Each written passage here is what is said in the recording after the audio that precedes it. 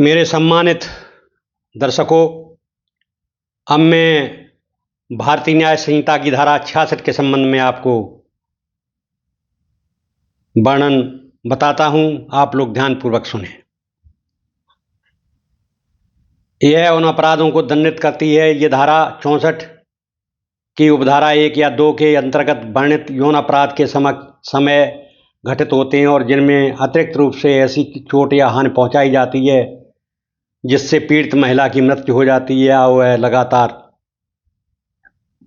वानस्पतिक अवस्था में चली जाती है। कहने का तात्पर्य यह है कि धारा 64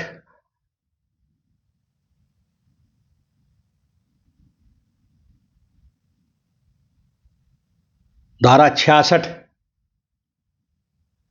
इस प्रकार की धारा है जिसमें किसी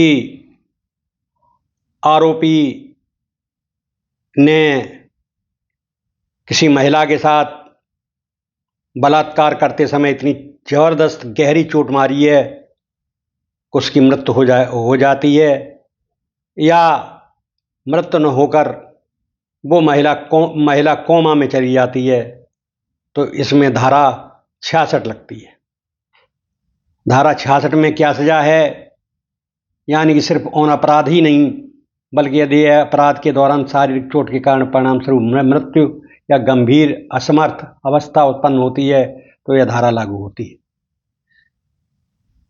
यह धारा इस बात को स्पष्ट करती है कि अपराध की गंभीरता स्थिति अर्थात परिणाम स्वरूप होने वाली मृत्यु अथवा लगातार कोमा की अवस्था को विशेष रूप से दंडनीय मानती है। अपराध की परिस्थितियां इस धारा के अंतर्गत अपराध निम्नलिखित रूप से हो सकते हैं। कोई व्यक्ति धारा 64(1)(2) के तहत अपराध करता है, उदाहरण के रूप में यौन उत्पीड़न, बलात्कार आदि। उसी अपराध की प्रक्रिया के दौरान आरोपी द्वारा पीड़ित महिला को ऐसा आघात पहुंचता है कि उसकी मृत्यु हो जाती है या वो कोमा में चली जाती है, जिससे प्रभावित व्यक्ति सामान्य रूप से संवाद नहीं कर सकता, जीवन क्रियाएं नहीं कर सकता। उदाहरण के तौर पर यौन उत्पीड़न करते समय इतनी गंभीर चोट लगना कि महिला का मस्तिष्क क्रिया बंद हो जाए, वह जीवन कार्य में असमर्थ हो जाए। सजा का प्रावधान इसमें कितना है? धारा 66 के तहत सजा का प्रावधान इस प्रकार है। दोषी पाए जाने पर कठोर कारावास की सजा होगी जिसकी न्यूनतम अवधि 20 वर्ष से कम नहीं होगी। यह कारावास आजन्म कारावास तक बढ़ सकती है, जिसका अर्थ है कि अपराधी को उसकी शेष प्राकृतिक आयु तक कारावास की सजा दी जाती है।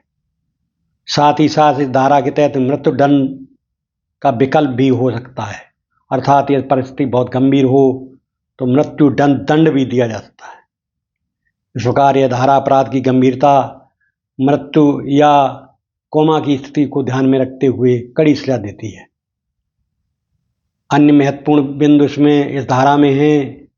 यह धारा उन अपराधों के लिए है जिनमें न सिर्फ यौन अपराध हुआ है बल्कि शारीरिक चोट के कारण परिणाम स्वरूप प्राण हानि या गंभीर अक्षमता उत्पन्न हुई है। यह धारा 64 से जुड़ी है, अर्थात धारा 64(1) या 2 में वर्णित अपराधों को आधार बनाती है। इस प्रकार यह क्रिया के दौरान उत्पन्न गंभीर परिणाम मृत्यु या कोमा की स्थिति को दंडनीय बनाती है, ताकि यौन अपराध के दौरान होने वाली गंभीर हिंसा प्रवृत्तियों को रोका जा सके। यह न केवल उम्र बल्कि शोषण, चोट की प्रकृति, पीड़ित की स्थिति आदि को ध्यान में रखती है, अर्थात यह सामान्य यौन अपराध से भी अधिक दंडनीय स्थिति है। इस धारा के उद्देश्य न्यायिक भाषा में पीड़ित महिला के अधिकार की व्यूह रचना करते हुए यौन अपराध गंभीर परिणाम वाली क्रियाओं को अत्यधिक दंडनीय बनाता है। संक्षेप में सारांश है कि यदि कोई व्यक्ति यौन अपराध धारा 64(1) व 2 के अंतर्गत करता है, उसी क्रिया प्रक्रम में यदि चोट पहुंचाता है, पीड़ित महिला की मृत्यु हो जाती है तो वह लगातार कोमा की अवस्था में चली जाती है, तो धारा 66 अभियुक्त को कम से कम 20 वर्ष की कठोर कारावास या आजन्म कारावास या मृत्युदंड तक की सजा दी जा सकती है। इस प्रकार आपने देखा कि ये जो धारा 66 है वो बहुत ही गंभीर धारा है।